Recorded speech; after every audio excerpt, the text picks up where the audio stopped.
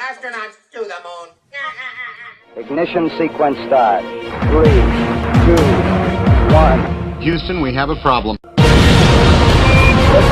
We have a liftoff. We copy you on the ground. You got a bunch of guys about to turn blue. What you're seeing here is a mirage. What's going on, everyone? It's Jeranism, back with another video for you today. So here we go again. I honestly thought I'd never have to see Armored Skeptic struggle through another attempt at debunking Flat Earth.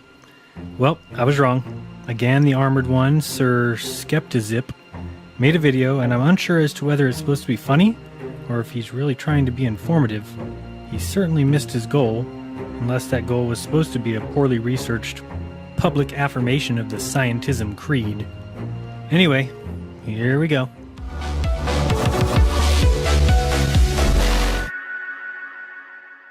Baby better papa bear, baby better papa bear, do you read over? Okay, I'll spare you that opening, because I don't know what seemed like years, where he goes back and forth with a mama bear and a baby bear and saying over.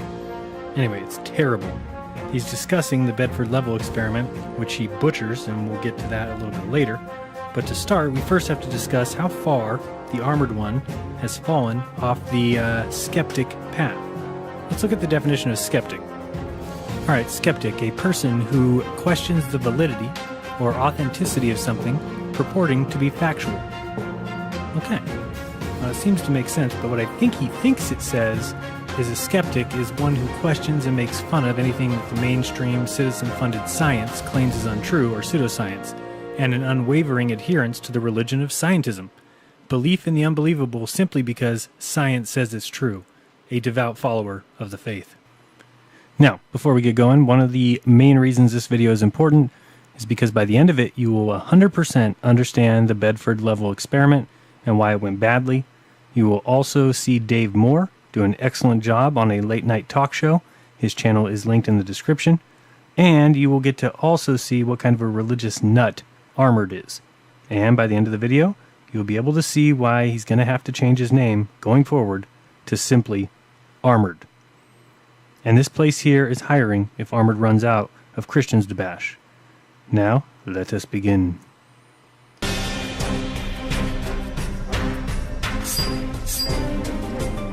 So in my search for some conspiracy-level things to debunk, I found this hilarious show. What about the people in Australia? They're standing on the bottom of the globe, won't they fall off? So we're in for quite the ride. I don't know about you guys, but it's becoming comical to me to see these people who basically have been told they can live on a ball. That's it. Not shown, just told in school we can all live on a ball because the gravity pulls us to the center. There's no up and down in space, which makes a lot of sense. That people can just laugh at somebody, laugh it up. Believe me, Sir Skeptibit, that there are more and more people every single day who are laughing at you. Okay, we can totally live on a ball. I'm sure. Freemasons, they say so. Because there's no up and down in space, remember? Gravity pulls everything to the center. Okay, except helium balloons. Those get to defy gravity. And boats on the bottom, they're not really on the bottom. See, they're at the top. Same with people in Australia. You think they're at the bottom, but to them, they think you're on the bottom. Because they're on the top, but I'm on the top. And you're on the top, and so is that guy over there, he's on the top.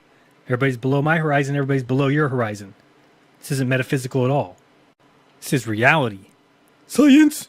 If a pilot is flying around the curve of the Earth, then he should be dipping the nose down. Every 5 minutes he should be dipping the nose down to stay around the curve. Yeah, and who's to say that he's not? Planes have to make constant adjustments to stay level. Between wind, turbulence, and topographical changes, planes are constantly adjusting their pitch. Oh man, that's some great evidence. Thanks, Skeptic. We got it now. If a plane has a gyroscope and it starts following the curve of the Earth, the gyroscope would stay upright, which means the artificial horizon will start to roll backwards. But it doesn't. That's absolute proof that a plane flies over a flat surface rather than a curved one. No, you absolute silly goose. That's not how gravity works. Gravity is a result of Earth. It doesn't work independent of the Earth. Because I asked the pilot on my last flight, did you ever notice the artificial horizon rolling backwards? He said, no, but the artificial horizon has complex electronics in it to make sure it knows where it is on the Earth and it compensates. But I went to the manufacturer of the artificial horizon and they confirmed to me that it's completely mechanical, nothing electronic in it whatsoever. So it's literally just a gyroscope that can freely move. That right there is proof to me that planes fly over a plane. That anecdote doesn't make any sense. So you found a pilot who doesn't know how gravity works or his equipment works. That doesn't mean that the planet is flat. Of course. Because the non-pilot, non-PhD, non-seeker of truth, the religious dogmatist, the armored skeptic says so. I mean, come on. If somebody is skeptical, wouldn't they do actual research? Not just looking into what does the mainstream say is true, because I got to repeat that. So what is it, Armored? You afraid to look into truth? If not, then please do the research that needs to be done so that you can understand the truth behind flights and gyroscopes. I mean, there's so much truth out there. You just have to take a little break from making fun of Christians. Just take a little break from it. Look into the other stuff available to you. You'll be very shocked at what Flat Earth has brought to the table. For example, we've had the following people come forward with Flat Earth facts. The subject matter experts we've had so far: United States Navy missile instructor, Air Force navigator, Marine Corps sniper instructor, Navy submarine chief, Army artillery radar operator, Australian intelligence officer, American flight instructor, industrial engineer specializing in valves and seals, careers surveyor of over 32 years, that's a planer surveyor, not that geodetic crap, international shipping expert, corporate travel agent, air traffic controller, United States Army master gunner, aviation and ground training combat expert, USDA surveyor, also a planer surveyor, 32nd degree Mason, etheric science researcher, and tonight it is going to be a commercial airline pilot captain who's going to talk about the gyro system. So let's get right to it, shall we? If you haven't got to hear that yet, I highly recommend it. You just need to click the screen now to go to that video. It consists of a pilot telling us some interesting facts about the gyroscope and who's in charge and what happens when they go down. So check it out. Problem is that we're taught as children this ball earth lie. Oh, What? What? Did I miss the punchline again? It's just, why do I remember you being funny? I just remember last time you being funny. I don't know. I think you have a little bit too much shoe on the head. You might ask as a child, what about the people in Australia? They're standing on the bottom of the globe, won't they fall off? And your teacher says, no, gravity.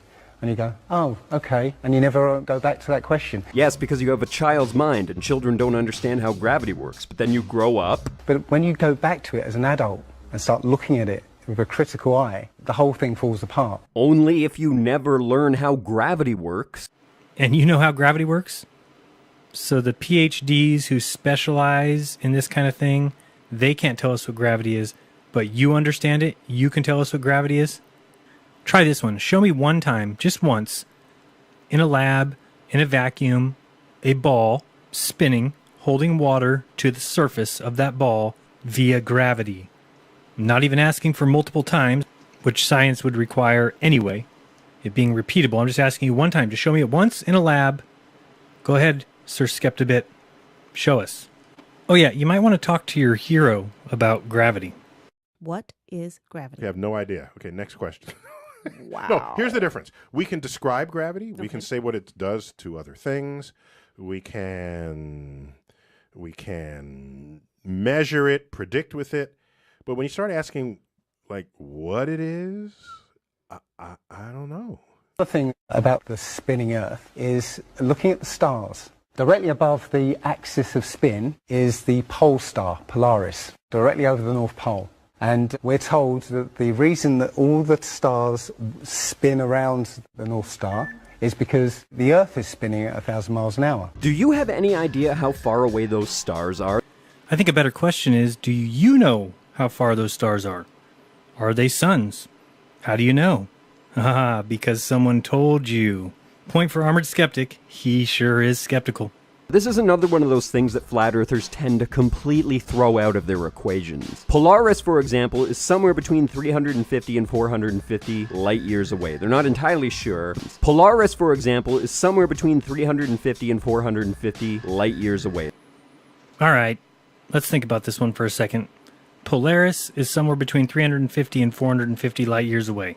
So these astrophysicists and cosmologists that you follow blindly tell us that the North Star is 350 to 450 light years away. They aren't entirely sure. Well, I mean, that's not a big deal, right? It's only 100 light years that they're off one way or the other. Can't be very many. I mean, a light year is 6 trillion miles times 100. That's 600 trillion miles. 600 trillion miles. All right, so let's discuss this 600 trillion miles. I mean, that's just the amount they're unsure of. So watch this pitch. Okay, this is coming at 100 miles per hour. All right, keep your eye on it. So let's watch the next one so we can get an idea of how fast 100 miles per hour is. Let's look how fast this ball is moving. Wow, that is coming in there really quick.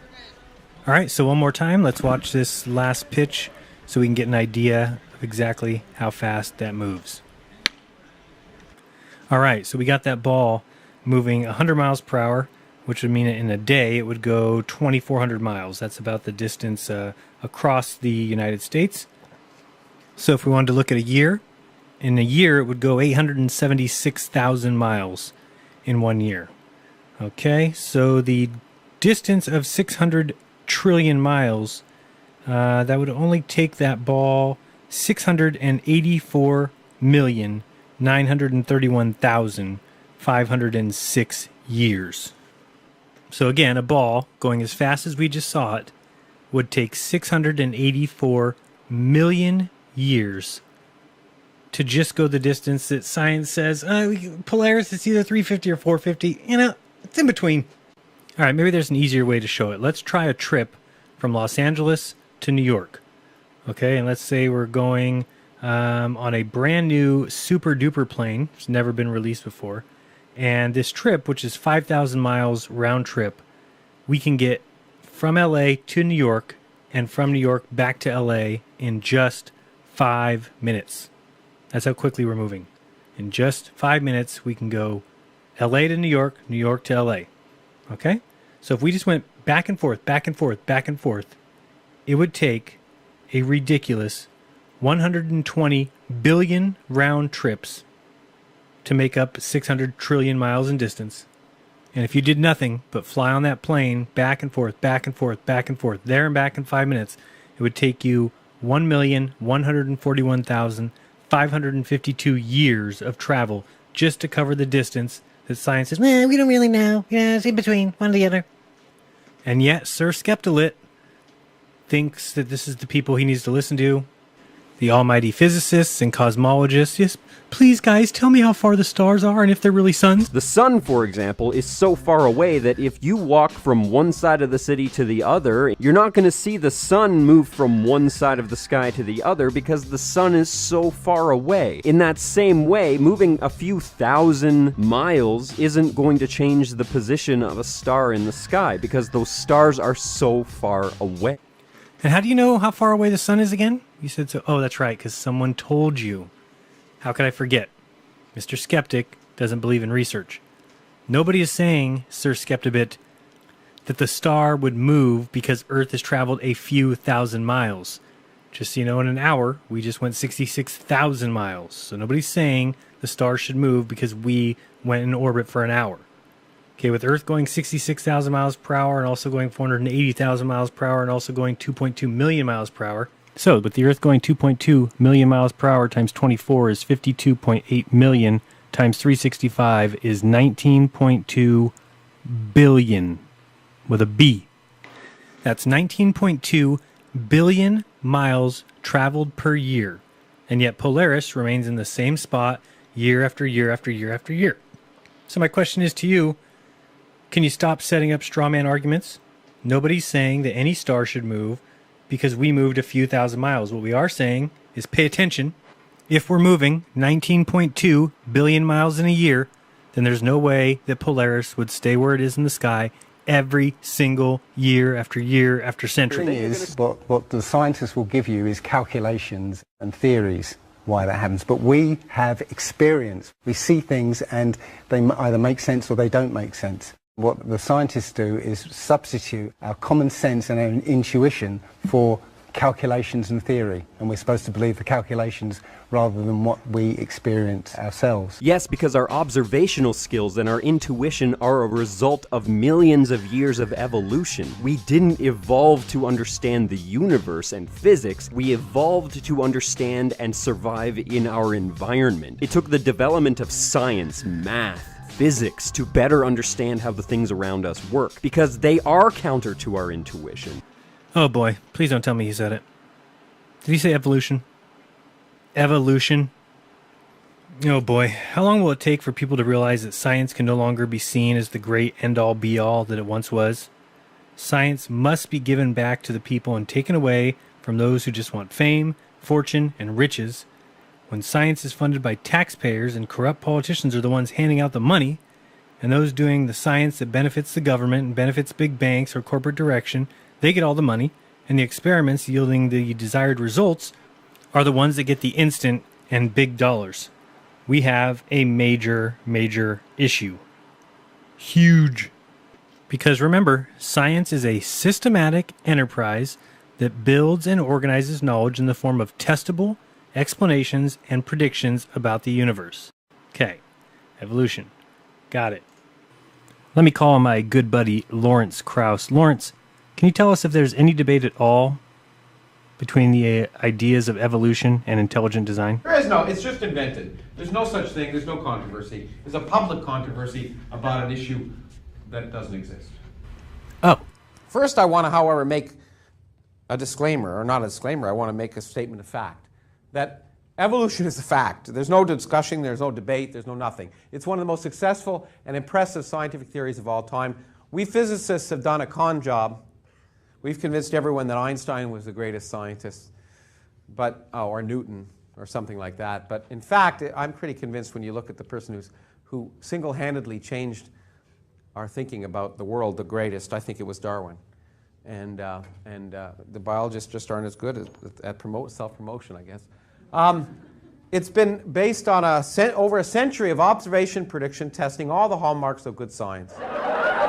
Okay, so let's lay that issue. Here's the problem. These so-called skeptics think that by doubting everything science says is false and believing and trusting all things science say is true, that they are showing a high level of skepticism. This is the trick that has pulled the wool over the eyes of many. They even think that they are smart by simply following this formula. If science says it's crap, then I think it's crap too.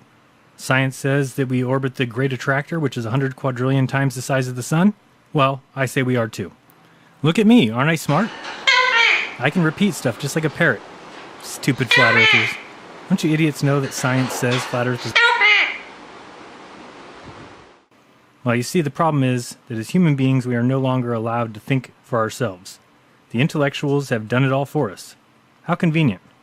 And so now, evolution is one of the most successful and impressive scientific theories of all time, and it is backed by over a century of observation, prediction, and testing. Are you the least bit skeptical about evolution? Tell me one time that a species has evolved into a new species. The entire thing is a ridiculous belief, and those who believe it actually think that they are smart. I mean, the process of natural selection is not an evolutionary process. Plants and animals allow selective breeding to get desired results. Dogs will go through selective breeding, so we can get a desired trait by selecting dogs with a trait to produce offspring with that trait. This selective breeding can go on and on for generation after generation until a breed of dog is developed. This is the same as the survival of the fittest theory of the evolutionists. Many types of dogs can be made this way, but we can never make a cat by breeding dogs. Natural selection cannot extend outside of the DNA, and DNA cannot be changed into a new species by natural selection. The same process of selective breeding is done with flowers, fruits, and vegetables. So yes, new variations of species are possible, but a new species has never, I repeat ever, been developed by science ever. Like all the atheist science fanboys can't admit that there's no species that has ever been proven to have evolved in any way at all. Evolution is a joke of a belief, and it alone gives science a shitty name. If your ridiculous theory were actually true, then Eskimos would have fur. They don't. Humans in the tropics would have reflective skin. They don't. In fact, they have black skin. Just the opposite of what the theory of natural selection predicts. And yet, somebody like Armoured Skeptic, who considers himself a skeptic, will never take a look at evolution. Never. Why? Because science says it's true, and you wouldn't dare go against science. Let's take a look at the book On the Origin of Species by Means of Natural Selection by Charles Darwin. Let's look first at the title. On the Origin of Species by Means of Natural Selection. Well, already the title is false. There is no origin of species by means of natural selection. It's never been shown. It's never happened. Not in any lab, not in any test. The second part of the title, or the preservation of favored races in the struggle for life. Darwin was a believer that eventually most of the races on Earth, the savage races, would be exterminated by the preferred races. Whether he sees it or not, Sir Skeptibit is now nothing more than a mouthpiece for the establishment. Call him a priest, if you will. Father Armoured Skeptic. You see, science has always had an agenda, and if you think that agenda has anything to do with you or I, you're very wrong. Citing a New York Times article, a scientific paper a day is retracted due to misconduct, and 2% of scientists admit to falsifying their data. So if 2% admit it, how many do you think don't admit it? You see, science and skeptics glorify and worship peer-reviewed papers in scientific journals, and the industry sees them as the ultimate marker of individual productivity. Scientists see the journals as the pinnacle of success, and they'll cut corners, or even worse, for a shot at the fame and glory. The incentives to publish today are corrupting the scientific literature and the media that covers it. Here's how science is done. Often. Not always, but often. The good thing is to start out with a novel claim. It's not required, but it helps. And then we do. Well, then you do research. What's research? You do the thing that Feynman said. You try and prove this idea right, and then you try and prove it wrong. Okay? And then, if you're convinced the idea has merit, then you submit it to a journal. What happens? It gets sent out for peer review. What's that? Well, that means it gets sent to idiots. And they come back and they explain to you, without having read the piece really, what they think is wrong and why they weren't referenced. And then you write back to them using small words. And then maybe, if you're lucky, the thing is published. But lots of garbage gets published in every issue of Physical Journal, Physical Letters, or any major journal. There's lots of garbage. Doesn't matter. Okay? Remember that at least 50% of the populace doesn't believe in evolution.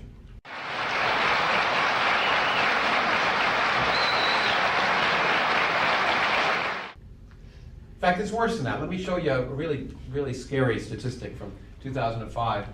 So when people were asked, regardless of what you believe personally, which of these do you believe should be taught in public schools? I'm sorry, that's just got to be the funniest thing of all time. Regardless of what you may personally believe, which of these do you believe should be taught in public schools? How do you answer that question? Anyway. 12% of the American public said evolution only. Almost twice as many Americans said only creationism should be taught in the public schools, and then the rest of Americans said everything. Okay? Open-mindedness. So it's really clear that by far a majority of Americans would like to, at the very least, teach more than evolution or teach no evolution. Okay? So more than 50% of people feel that way. So shouldn't we therefore teach it? Well, I just want to remind you of one of the statistics I presented to you earlier. 50% of American adults know that the Earth orbits the Sun and takes a year to do it. Does that mean, therefore, that we should teach the Earth-centric cosmology in physics classes? Because after all, 50% of Americans think the Sun orbits the Earth. When you present it that way, the answer is obvious. Of course not. Did you see the programming? Did you hear it? The laughs, the snickers. Oh boy, the Sun orbits the Earth. Yeah, right. Science already told us the truth. Do you know how long it takes for the light to get from the center of the Sun to the outside of the Sun? Okay, about 1 million years. Takes the light. So every bit of light that's emitted from the surface of the Sun originated in a nuclear reaction 1 million years earlier. Okay? So we really are doing historical science when we look at the sun. We're looking at the energy that was emitted 1 million years earlier. And by the way, if the solar system and the Earth were 10,000 years old, the light wouldn't have made it out to the surface, okay? So we already know. I like to every week I like to think of another thing that refutes the 10,000-year-old idiots, and so anyway, I want to just point out that every scientific claim, every single one that's been made, from the genetic relationships between humans and chimpanzees to the non-existence of transitional fossils to the evolution of bacterial flagellum to the nature of blood clotting, every supposed challenge to evolutionary biology has in fact been proved wrong. Erroneous! Erroneous! Erroneous on both counts. And this is a guy you're going to listen to for the truth. Every scientific challenge to evolutionary biology has in fact been proved wrong. Now, back to Armoured Skeptic. A few things that we can point out that are obviously true. Number one would be that he does not believe in chemtrails. That would be known because he believes in science. He's not skeptical because whatever science says, he says. The Armoured Skeptic also believes in climate change. Easy to realize that because science says it exists, therefore the Armoured Skeptic says it exists. Another one would be the Armoured Skeptic is not an anti-vaxxer. Absolutely not. Science says vaccines are needed, they're important, they're harmless, and therefore Armoured Skeptic says the same. But let's look a little bit deeper into this vaccination thing just so we can compare it to other bits of science. The movie that came out, Vaxxed, if you haven't seen it yet, I recommend you do, brings to light the very problems that we see with the scientific journals. Because you will see why it is causing such an outrage. The media and science will tell you that the link between autism and vaccinations has been debunked. The original scientific journal that published the connection in 1998 has since retracted the paper, and the doctor who wrote the study had his medical license pulled. Now, either A, he committed fraud using the scientific journal, or B, he didn't, and science has pulled the reports and committed its own version of fraud. Either way, there is a huge problem. These scientists will either post crap for money, or they will lie and put people in danger for money. Either one should be obvious that there is a problem with the way we operate in science. Now, whatever the case, no one will argue with the fact that cases of autism are way up. And it's clear that children are sick. Autism, asthma, diabetes, ADHD, ADD, cancer, and it all leads back to the immune system. And I don't know about you, but I can think of one thing that can change a healthy baby's immune system. This issue is a simple one in my book. It's people who can think versus those that can't. It's people who can see through the fog and those who can't.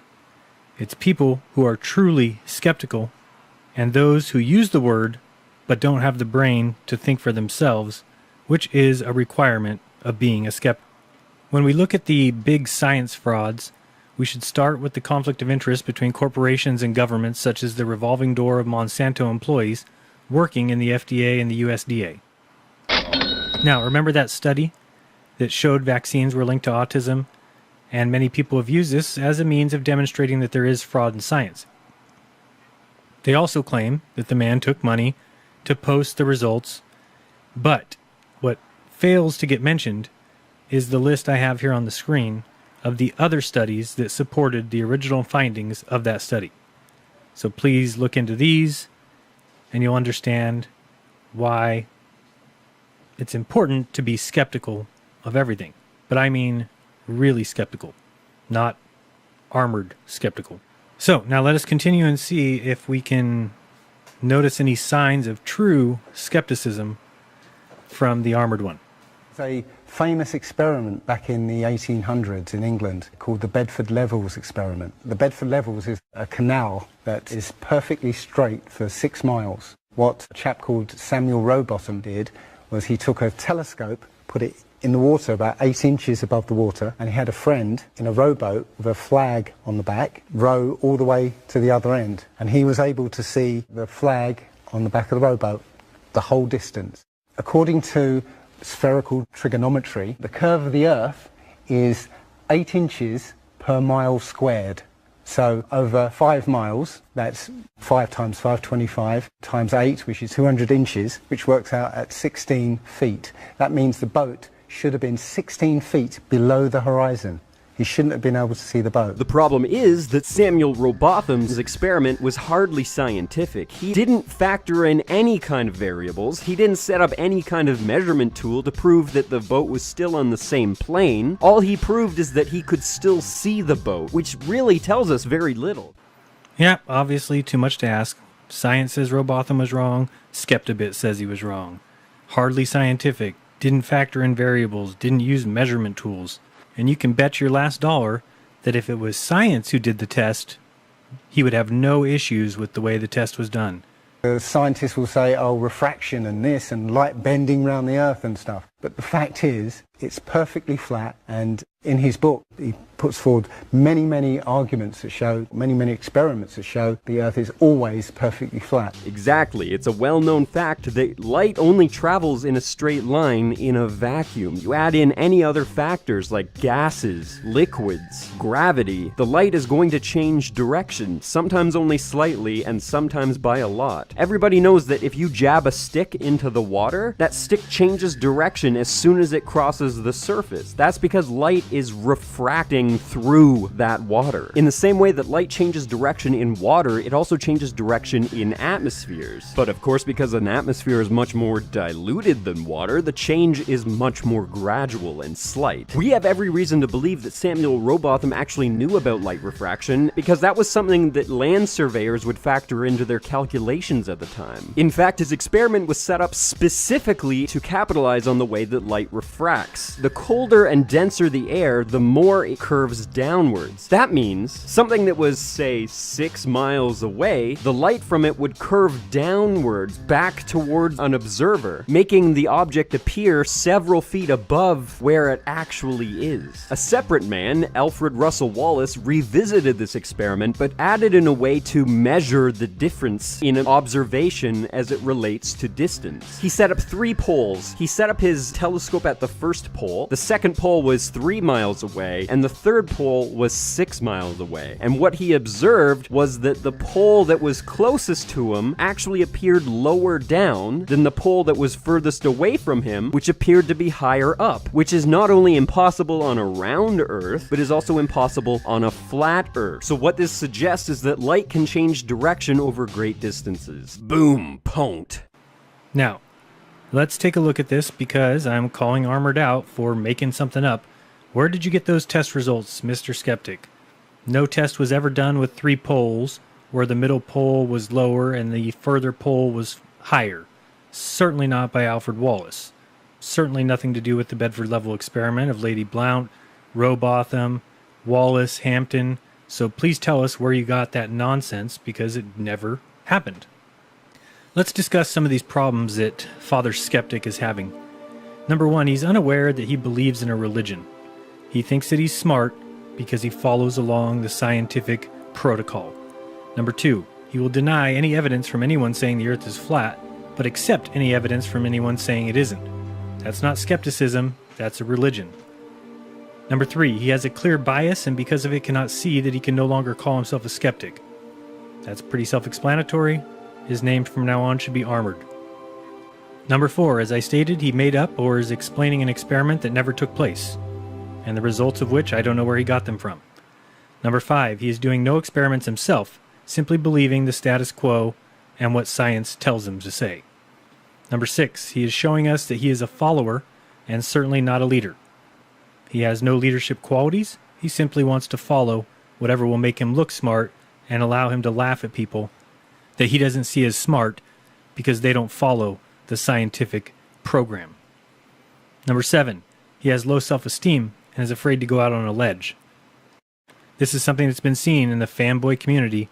They are afraid to ever go against status quo. Heaven forbid somebody laugh at them or call them an idiot. Number 8, if everyone laughs at flat earthers, they must be wrong. And it's fun to laugh at people, so he decided to join in. That's all this guy does. So again, for the record, and then I'll show you the experiment done by Wallace. But he has a telescope here looking at a pole, and then a pole in the middle is lower, and the pole at the end is higher. Never happened, it's never been reported in any of the books I've read about the Bedford level experiment, so not sure where he got that. I think he made it up. And so if you wouldn't mind, Skeptic, I would appreciate it if you would cite your study for the basis of this entire video you made, because I think it's without merit. So let me go ahead and explain the order of events. This test or series of events took place at the Bedford Canal, and there is a section there that is 6 miles and very straight. And as Robotham stated, if the Earth is a globe at 25,000 statute miles in circumference, the surface of all standing water must have a certain degree of convexity. Every part must be part of an arc of a circle. Now you'll hear people talk about refraction, because atmospheric refraction can produce the results noted by Robotham and Blount. Because of the density of the air of the Earth's atmosphere, it decreases with height above the Earth's surface. All light rays traveling nearly horizontally bend downward, assuming a curve or change in air temperature along the line of sight. This phenomenon is routinely allowed for in leveling and celestial navigation. Now, this is an important point here. Note what this says to those of you that are actually skeptical. If the measurement is close enough to the surface, light rays can curve downward at a rate equal to the mean curvature of the Earth's surface. In this case, the two effects of assumed curvature and refraction could cancel each other out, and the Earth will appear flat in optical experiments. It's another way that they can get this over on you. Science is flat out lying to you. Period. So as far as I'm concerned, I've had enough of science. I've had enough of all this doctors and PhDs. I know what's going on here. We've been lied to, and I mean big time.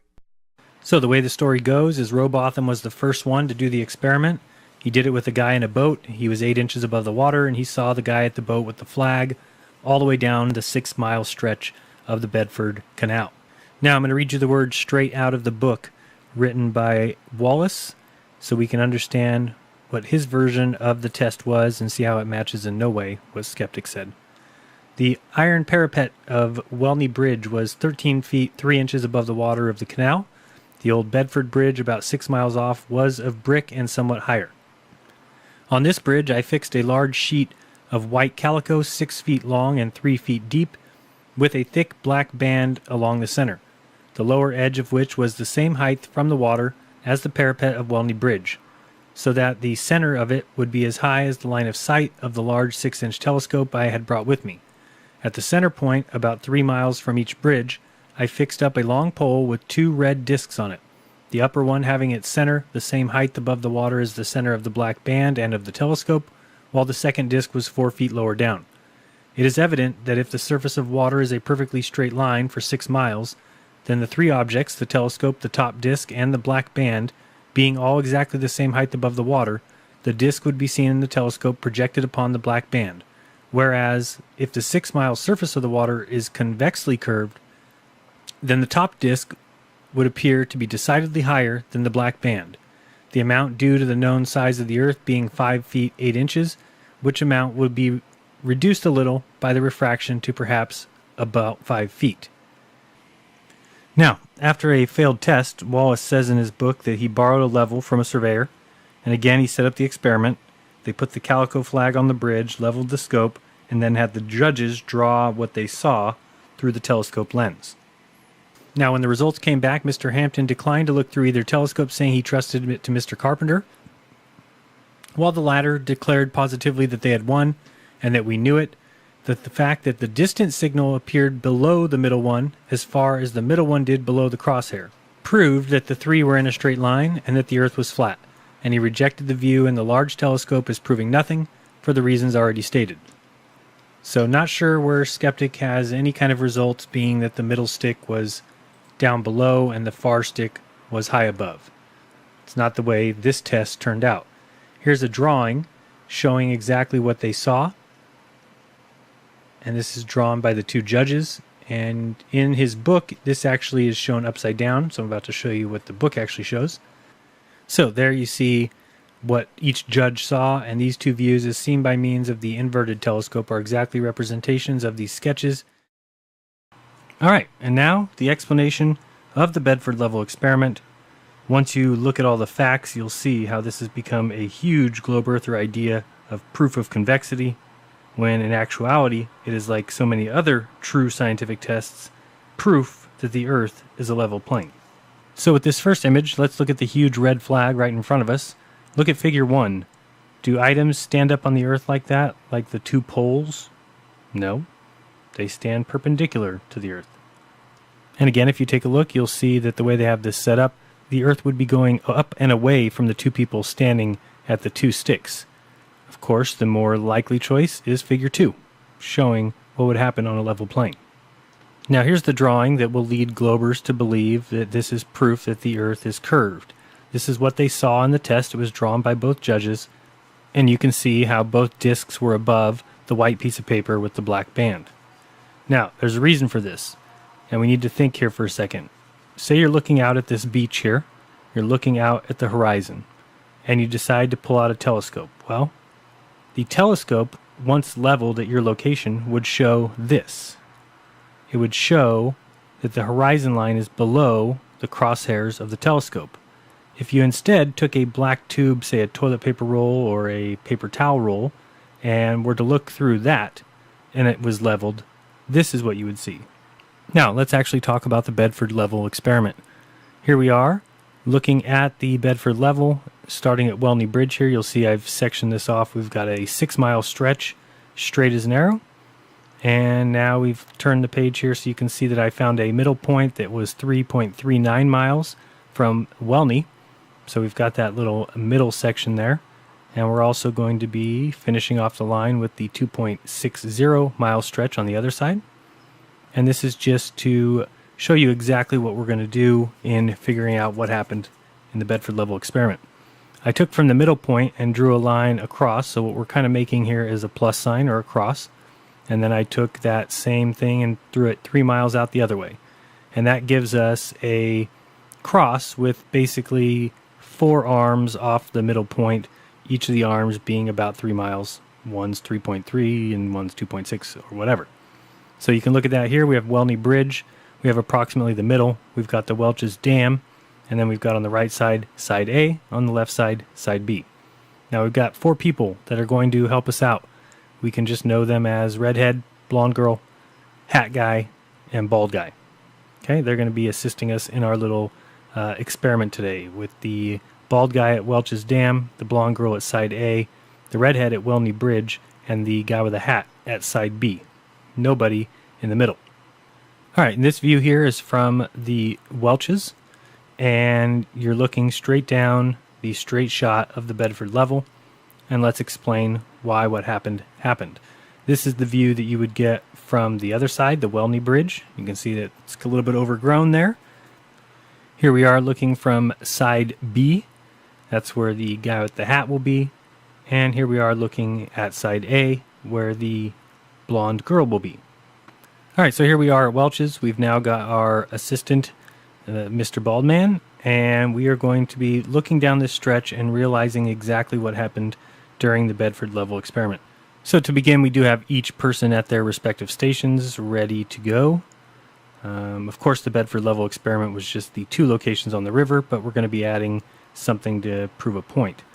Okay, this is the bridge that is in the middle, and we're going to show how, using this white piece of paper with the black band in the middle, we'll notice that that light pole is standing up and the light is in the middle.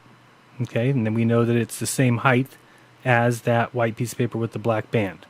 And we need to realize now that if we are looking from a distance at that pole, say placed in the center, through a telescope, why it is that the bridge appears to be lower than the light.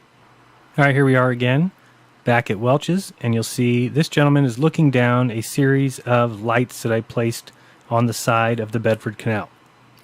Now, if you took a telescope and you leveled it with the first 2 lights there and pointed it in that direction, you may see the telescope take it all the way down to the horizon. But here's what actually happened in that experiment, and you'll see why it was kind of cheating. Because they removed the first post. Armoured said that they used 3 poles. He said there was one at the telescope, one in the middle, and one far away. When in actuality, at the testing location and at the time of the Bedford level experiment, they removed the first pole and left only the middle pole and the faraway white background. So as you can see here, if we were to level this telescope and we were to aim it directly at that light, that the white board behind there, you can see it way off in the distance, would be lower than the sight on the telescope. It does not mean that the Earth is curved. You can take any experiment and do this yourself. First of all, from Robotham's article here, you'll see a few things, but this is linked in the description if you want this document, this PDF. But Robotham said, from the above, it will be seen that 3 disks were to have been used, one immediately near the telescope, one in the middle, or 3 miles from the telescope, and one at the end of 6 miles. Now, clearly, the conditions of the experiment were not carried out. At the end of 6 miles, instead of a disk, an oblong flag was placed. A disk was erected in the middle portion only, and nothing whatsoever was fixed close to the telescope. Thus, the agreement was completely violated. Those who suggested and those who were idly and carelessly present and agreed to such a procedure were alike greatly to blame. Now, had a disk 12 feet or any other altitude been placed close to the telescope, another of exactly that same make at the distance of 3 miles, and a third of the same character and altitude at the end of 6 miles, and the telescope placed immediately close to and in the line of sight directed over the first disk, the conditions of the agreement would have been properly fulfilled, and the result would have proved that the water surface to have been equidistant from the line of sight throughout the whole distance of 6 miles. Now, here's Robotham trying to explain exactly why we see what we see, and I will try after that. But basically, let anyone select a long row of lamps of equal altitude and on truly a horizontal ground. Let him elevate himself until he is able to place a telescope just above the first lamp. On directing it along the whole row, he will find the line of sight will pass at the same distance just over each lamp to the end of the series. But let him ignore 1/2 of the lamps immediately nearest to him, and so place the telescope that he must observe the last or farthest lamp, and he will see the intervening lamp standing above the line of sight, the nearest to him apparently the highest, and the degree of elevation more or less according to the power of the telescope. And I recommend you pause this and maybe read that 3rd page on the right at the bottom boxed in red. But let's get on to a little bit of these proofs just so you can better understand. If we had this lady and she's looking down the train tracks, and if we put up a series of red sticks all at her eye height, and we took a telescope and we were to peer down these sticks, but we leveled it at the eye of the observer to 0 degrees, as we see here, do you think that the line from the telescope would stretch from the top of the first stick to the horizon line? The answer is actually no, it would not, because a telescope only zooms in on that particular viewpoint, meaning that you're going to see something a little bit more like this. You're not going to look at the yellow line, you're actually going to see more of the green line take off from that telescope if you were to look through it. Let's go to the other side. Here we've got this guy with the hat. He's got Welney on his left and Welch's on his right. If we did the same thing, we lined up these green sticks looking down to the end. Same thing here. If we lined up the telescope, you'll see how the sticks would start to fall below the axis of the telescope, below the crosshairs. Now, this might normally be called the dip in the horizon, but every scientific surveyor of large experience knows that the very best theodolites and spirit levels require very careful adjustments, that they are all liable to err from various causes, viz. Collimation, parallax, refraction, aberration, spherical confusion, and chromatic dispersion, and that when adjusted in the most perfect manner possible, they will still be minute errors in distances of a few hundred yards. In a work entitled A Treatise on Mathematical Instruments by J.F. Heather of the Royal Military College, elaborate directions are given for examining, correcting, and adjusting the collimation, and at page 103, these directions are concluded by the following words. Quote, "The instrument will now be in complete practical adjustment for any distance not exceeding 10 chains, the maximum error being only 1/100th of a foot.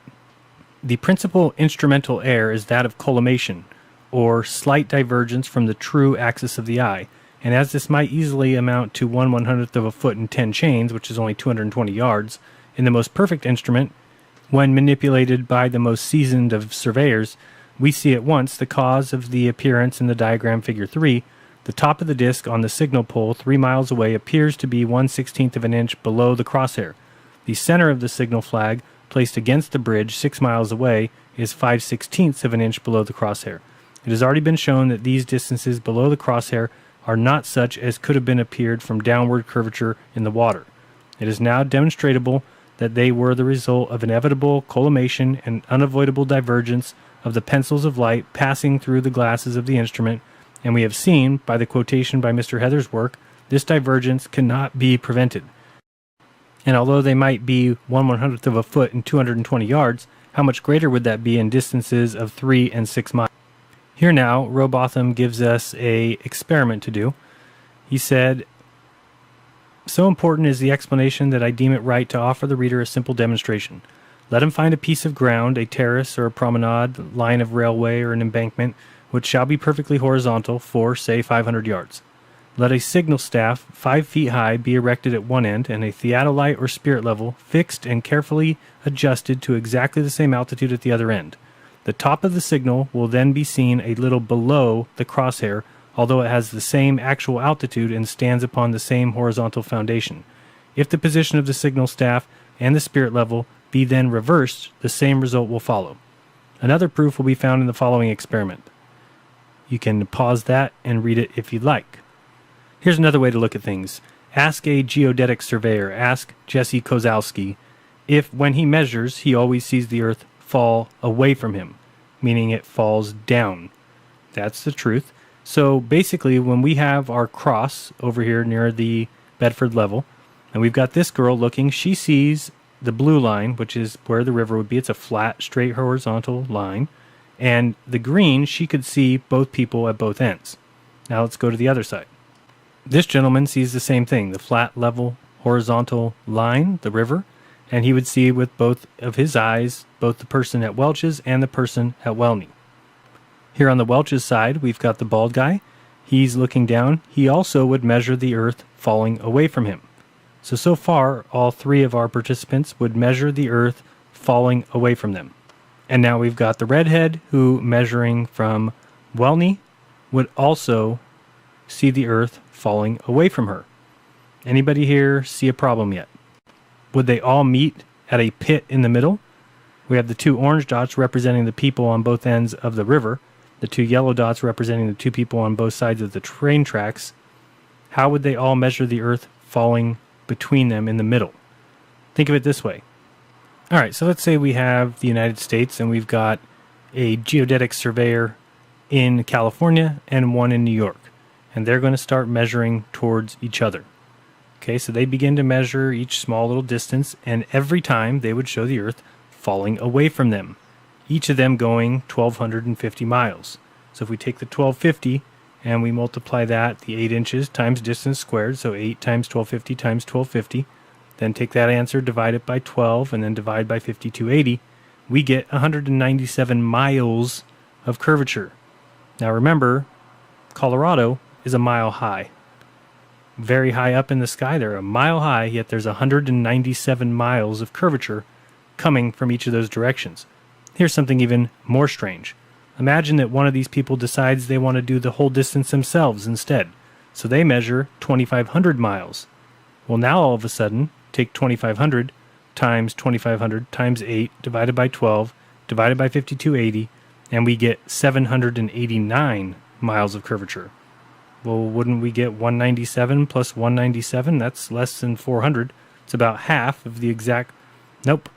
Here, if we added another person in the north and one in the south and had everybody measure and meet in the middle, they would all, again, show the Earth falling into some sort of crevice in the middle of the United States. And here lies the truth that so many people refuse to believe. The idea that we live on a sphere is bogus. It's nonsense. It is explained away with such nonsense as, there is no up or down in space, and each person is at the top of the globe. Well, how are they each at the top if there is no up or down? Who says where the top is? The Earth falls away from the observer because of the way our eyes work, and the fact that our eyes are several feet above the ground where the plane is. So level a telescope and you'll see a drop, no matter what. Why does the Earth never rise? Doesn't make any sense. Where is all this non-existent curvature? Well, I can tell you where it is. And it's in textbooks, and it's in the heads of NASA and science fanboys everywhere.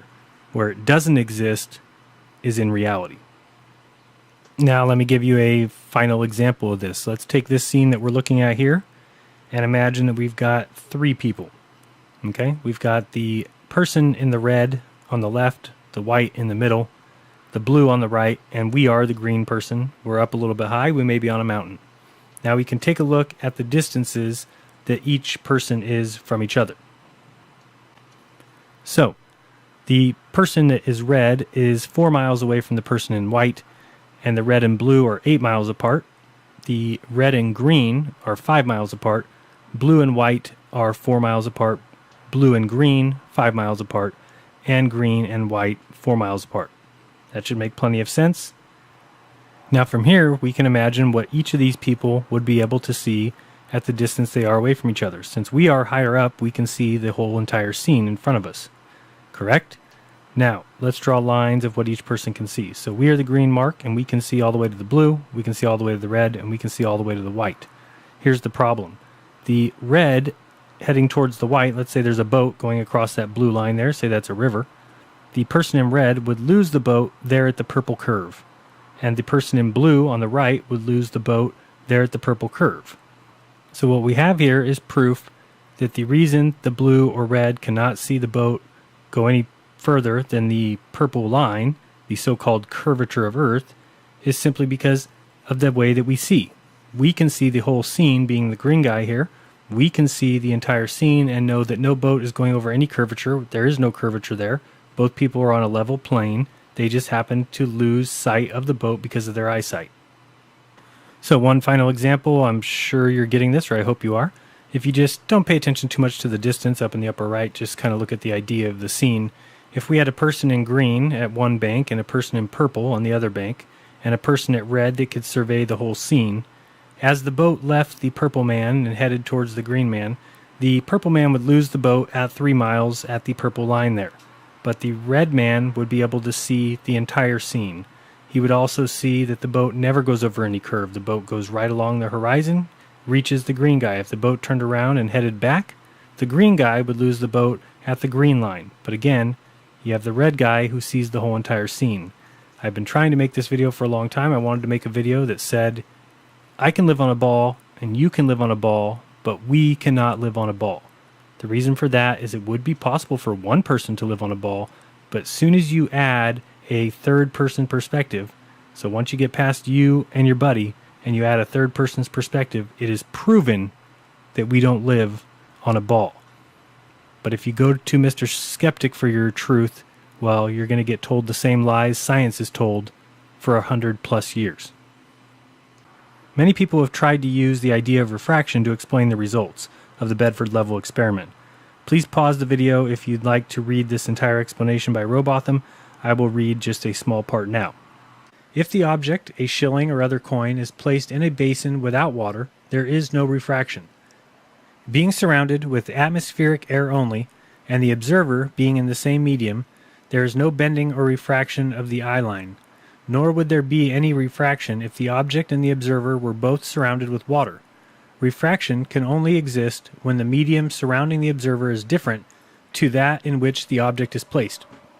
Armoured showed us earlier how when you stick a stick through the water that it shows some sort of refraction. But was the boat that Robotham tested in the water, or was it in the same air 8 inches above that the telescope was? Also in this little text segment here on the screen, he then tries to explain how the tests were done that show the negligible differences observed because the two locations were 6 miles apart. Now the ocean could have a huge temperature and density difference, but the chances of the same thing happening at the Bedford level are almost laughable. He then scientifically reaches the following conclusion. Hence, it has been concluded that refraction had not played any part in the observation, and could not be allowed for, nor permitted to influence in any way whatever the general result. Samuel Roe Botham.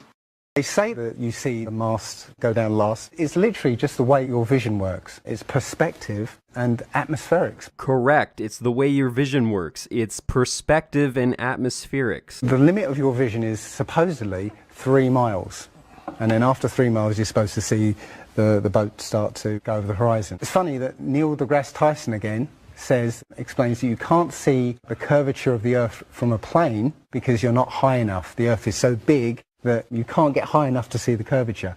Yet, you can apparently see a boat go over the curvature, over the distance of 3 miles, which doesn't make sense. Are you fucking kidding me? Yes, you can't see the actual physical curvature, but you witness the effects of it. I can't see London from here because of the curvature, but that doesn't mean I can actually see the what? Is this a serious argument? Did you seriously just say that you can't see London from here because of the curvature of the Earth? So you think if it was completely flat, you would be able to see through all the atmospheric conditions, all the mist, all the fog, all the dust, all the smog, everything. You'd be able to see through all the air. The only reason we can't see far is because the Earth curves away from us. Keep laughing at other people, because I can't say it enough. You are absolutely positively wrong. Don't know what else to say. Just keep hanging yourself. Check out this video called Empty Horizon. It will tell you all you need to know about boats going over the so-called curvature. It doesn't happen. The thing is, when you look out and you see a boat start to go over the horizon, if you suddenly get a pair of binoculars and look, it comes back again. And once it goes out of the sight of your binoculars, if you get a telescope, it comes back again. It doesn't go over any curve of the horizon. One of the best examples of that is the Antwerp Notre Dame spire, which can be seen something like 240 kilometers away from the spire. So that should be over a mile below the horizon, and you can still see it. There's a place in Bolivia called Salar de Uyuni, which is a salt flat. It's literally 100 miles wide one way and 80 miles across, and it's perfectly flat. When it rains, you get an inch of water, and it looks like a perfect mirror.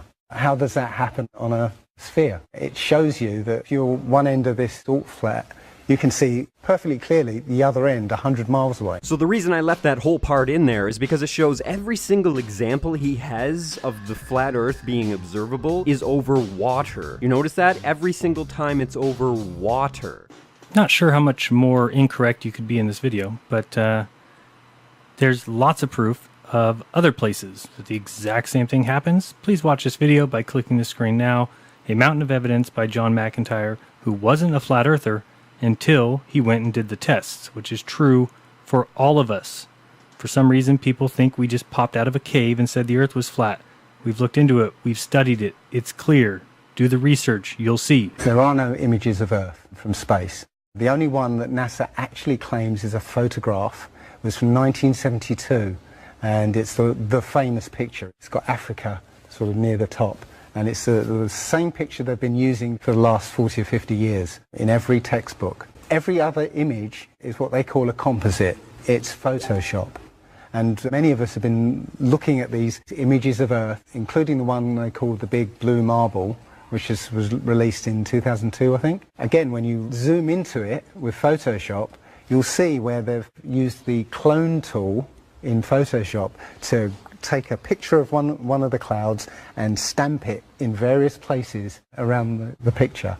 And they got lazy. What he said here is pretty much true. There are very few photos of the Earth from space, but the one of Africa is not the only one. It's just the most famous and commonly used one. Galileo, which was a space probe, actually took several shots of the Earth as it was leaving, and there are actually several photos of the Earth as taken from the moon, but those are not complete photos. You don't see very much of the Earth, and it's not in very high resolution. Most of the complete photos of the Earth are actually composites that were taken from orbit and then had clouds added to them afterwards. That way they could control the environment and control the weather so that the better features of the planet weren't obscured by clouds. But this isn't done to hide the fact that the Earth is flat. This is done to get the highest quality, highest resolution possible photos of every region on this global photograph. Plus, it's exponentially cheaper to do it from orbit than it is from a probe that's sent feet away from the Earth. The most detailed and accurate modern photos of the Earth are taken by NASA's Earth Polychromatic Imaging Camera, also known as EPIC. That's right, there are EPIC photos of the Earth. And they're actually composites of only 3 photographs instead of a series of photographs. You can view both of these images on NASA's website, and it seems that they were both taken in July of 2015. Most of the complete photos of the Earth are actually composites that were taken from orbit and then had clouds added to them afterwards. That way they could control the environment and control the weather so that the better features of the planet weren't obscured by clouds. Okay. Clouds added afterwards. Do you understand deception at all? Because all you're doing is making excuses for your religious beliefs. Now, here we've got an image from the actual White House saying that no one has taken a picture of the Earth since 1972. The date of this article is July 20th, 2015. And it says that just the second image ever had been taken of the planet. Now let's talk to the man who does the work. So let's look at Robert Simone. He is the one who made the blue marble. And you'll see here it says, our team is purely about communications. We translate data into a usable and understandable form. Our writers and our visualizers explain what we are seeing, and our web developers tell the world. Somebody asks him, what's the coolest thing you've ever done as part of your job at Goddard? Let's listen to this answer. The last time anyone took a photograph from above low Earth orbit that showed an entire hemisphere, one side of the globe, was in 1972 during Apollo 17. NASA's Earth Observing System satellites were designed to give a checkup on Earth's health. By 2002, we had finally had enough data to make a snapshot of the entire Earth, so we did. The hard part was creating a flat map of the Earth's surface with 4 months of satellite data. Rito Stocktil, now the Swiss Federal Office of Meteorology and Climatology, did much of this work. Then, we wrapped the flat map around a ball.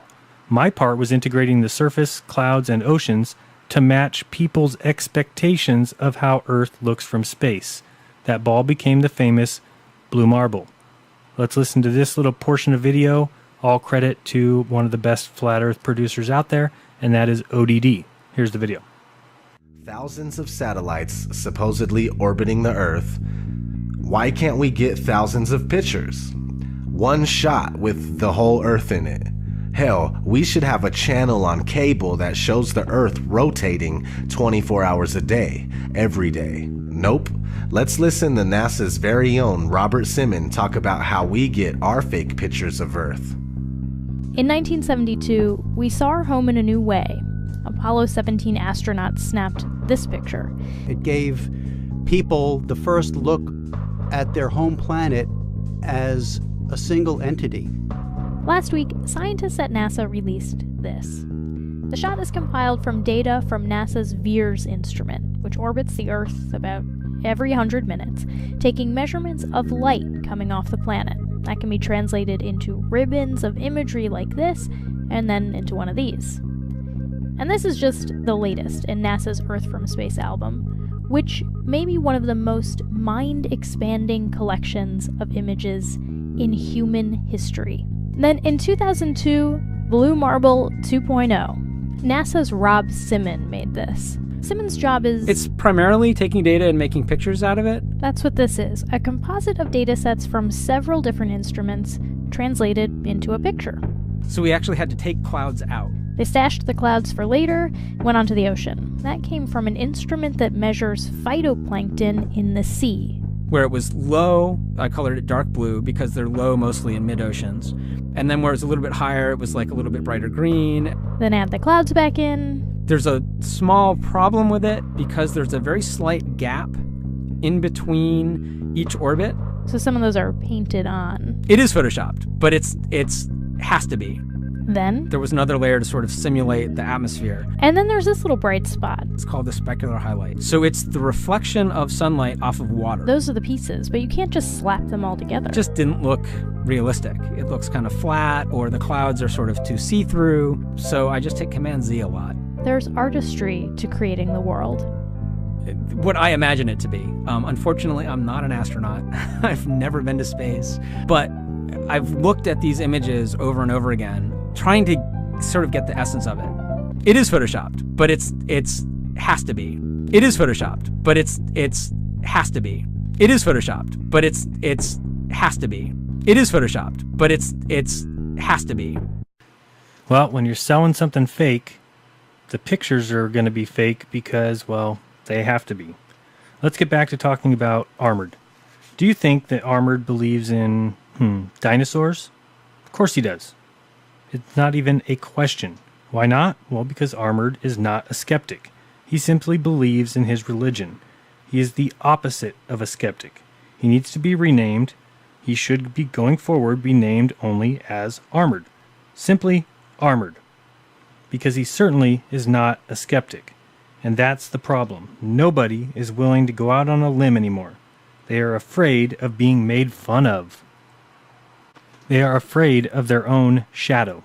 So they will just keep believing and keep trusting in whatever science says without a question.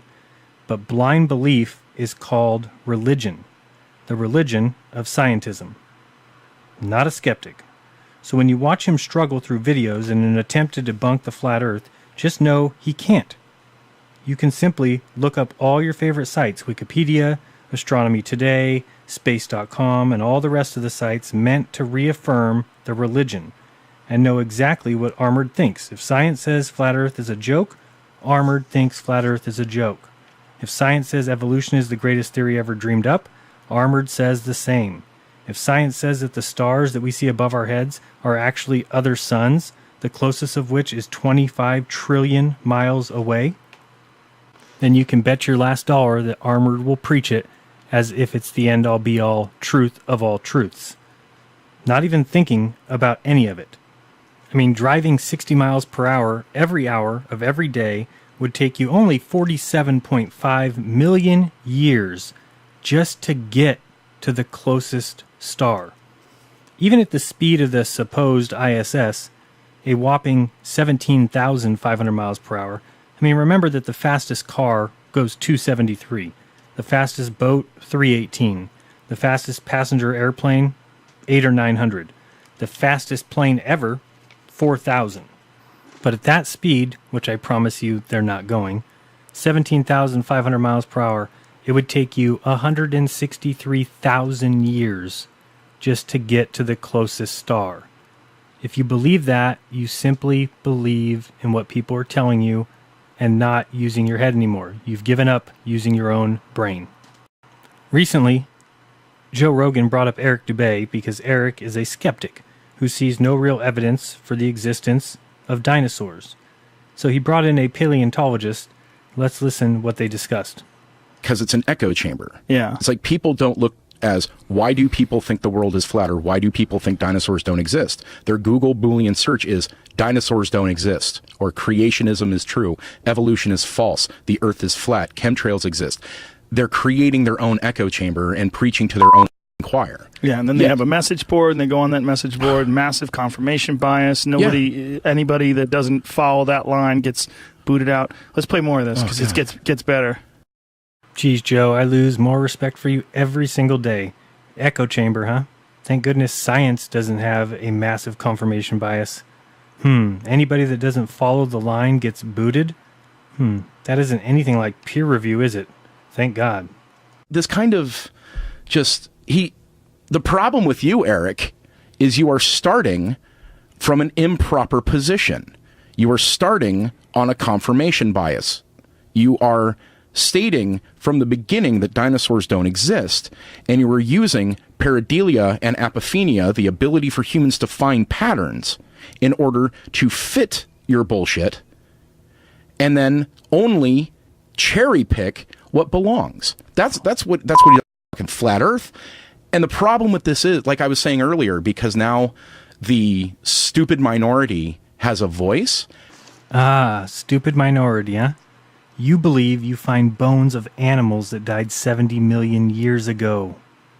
Anybody who was on the fence about dinos need only watch this clown, Bam Bam Bigelow, the paleontologist, stumble all over his facts and nonsense and use derogatory language, insults, curse words, and all to try and prove his own preconceived notions. And dude, the yellow beard, greetings from Ansbury Park, or perhaps you're Tank Abbott. UFC, Joe Rogan, Yeah, Tank. What's up? See, what can't be seen by these scientists and NASA fanboys is they too only exist in an echo chamber, where apophenia and pareidolia rule, where you have started from the preconceived notion that the sun is far, the earth's a ball, space exists, orbits exist, dinosaurs existed. You are starting from a confirmation bias. You mean to tell me that paleontology doesn't cherry pick? So where's the discussion of the dinosaur bones that had soft tissue in the bones? Of course, nowhere, because testing them would bring back a date of less than 50,000 years. So who is cherry-picking evidence to prove their nonsense claims? I'll say this much. Did dinosaurs exist? Well, if you mean large birds and reptiles, sure. Did they exist 67 million years ago? Laughable. Do you know less time has passed between T-Rex and you than between Triceratops and T-Rex? See, evolution wants you to think of billions of years to get, well, us. But we evolved from muskrats in 67 million years. Still the only animal that can talk and build skyscrapers and airplanes. Do you think that a hamster in 67 million years will be able to do what humans do today? If you do, then simply accept and admit that you're a religious believer. You worship a religion. All, I don't know how many million people subscribe to the channel. Every single flat earth dipshit is going to go, 61,000 people. Okay. Look at that 300,000 views. And here's the thing. Check out the comments. The comments, he curates thumbs up, the comments. thumbs down are almost identical. Look, 3486 to 3493. Are you kidding me? All the things that Captain Jackass just rattled off. Captain Let's call him Captain Oh, God. I don't, just something. I mean, yeah, I stole that. I stole Shit Gibbon from a Trump thing, but Shit Gibbon. None of them once claimed to find a complete skeleton either, so all their work involved reconstructions. In fact, to this day, no complete skeleton has ever been found. Bullshit. And so all dinosaurs are reconstruction. Bullshit. All right, well, let's hear it again then, if it's such bullshit. One more time. In fact, to this day, no complete skeleton has ever been found. Bullshit. And so all dinosaurs are reconstruction. Bullshit. All right, well, Dubé said to this day there's no complete dino skeleton that's ever been found. You call bullshit. That means we do have a 100% skeleton. So tell us about it, Tank Abbott. Sue in the Field Museum is, not 100% complete, 98% complete, including formerly unknown elements from any other tyrannosaur. I believe a commercial paleontology group just found like a 99% or almost a 100% complete dinosaur. We have found entireties or near entireties of animals. No complete skeleton has ever been found. Bullshit. And so all dinosaurs are reconstruction. Bullshit. You see, last time I checked, actually telling the truth is not bullshit. What is bullshit is the echo chamber that exists in the scientific and intellectual world, where the truth is bought and paid for, and where truth must go through a filter that is pruned and cleaned to be exactly what the establishment wants. And it's been going on a long time. In 1819, Ernst Cialdini reflected back on his struggles for the recognition of meteorites. While the Enlightenment, the 18th century intellectual movement that examined accepted doctrines of the time, had brought certain benefits, he felt it also brought with it certain intellectual problems. He said, now scientists thought it necessary to throw away or reject as error anything that did not conform to a self-constructed model. The very success of scientific experiment and theory had led to a misplaced confidence that what was real was already within the circle of science. What was outside of it, therefore, what did not conform to the scientists' theories, could be dismissed by invoking scientific authority and by ignoring or ridiculing any observations not supported by it. The entire Copernican principle, which everything is built on, is wrong.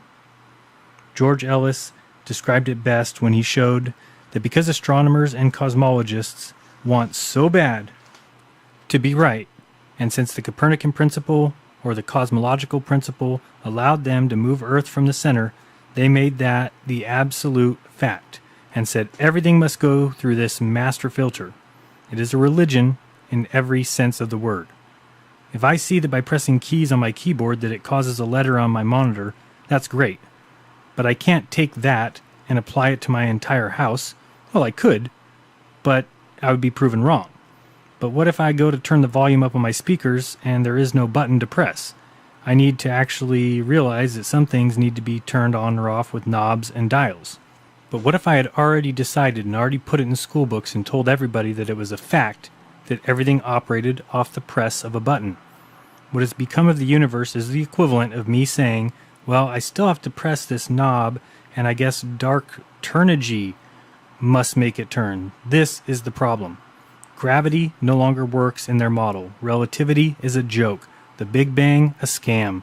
Evolution, total nonsense. But they put it in schools. They taught it as fact. It took one generation. And the result we get is Trevor Valley, Red's Rhetoric, and the artist formerly known as Armoured Skeptic. Well, I know you guys won't listen to me, and you refuse to do the research, so enjoy the last few moments of fun before the house of cards that you worship in tumbles and falls. We all believe the lies. We all did. But some of us have enough brain left to see deception.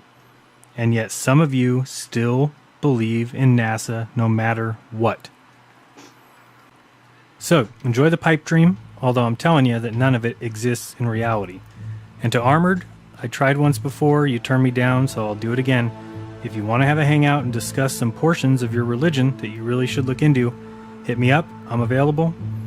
I remind the rest of you guys to please do your own research. Don't believe me. I could be some sort of crazy flat earther. And to everyone else, thank you for watching as always. Please like and share. If you want to support, you can check out my Patreon. It's in the link below. Also, there's a link that you can use before you shop at Amazon. Helps us out. We make like 2%. Lastly, a very special shout out to Jaron, and Jaron. To the haters, get a life. So be kind, don't lie, and open your mind. There's truth inside. This has been Jeranism. Till next time.